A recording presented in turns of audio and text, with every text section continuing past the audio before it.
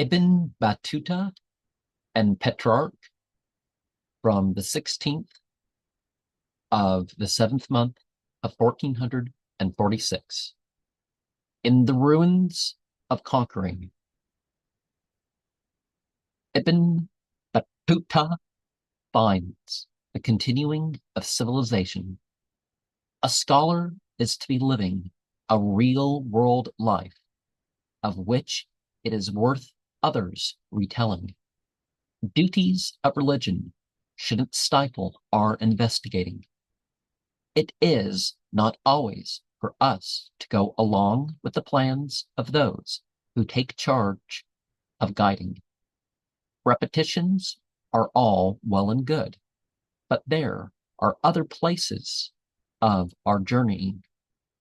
Conditions and traditions may not always be pleasing, but we go through them regardless of who is ruling. Nothing good can come of what is left. Petrarch, the inheritor, and others like him know better than to be denying. Proving them wrong, their apocalyptic threat is, in new forms, waiting. Now, son of the duckling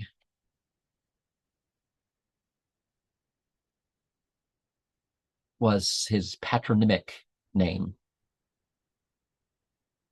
His full name is Abu Abdullah Muhammad ibn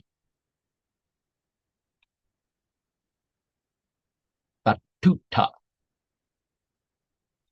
And he was known as Shams al-Din. You know, there were a lot of people known by different names. And he was born around February 24th of 1304 of the Common Era and died in 1369. And as I pointed out, he was, well, I mean, I didn't quite as explicitly state that he was from a family of scholars among the Lawata of the Berbers.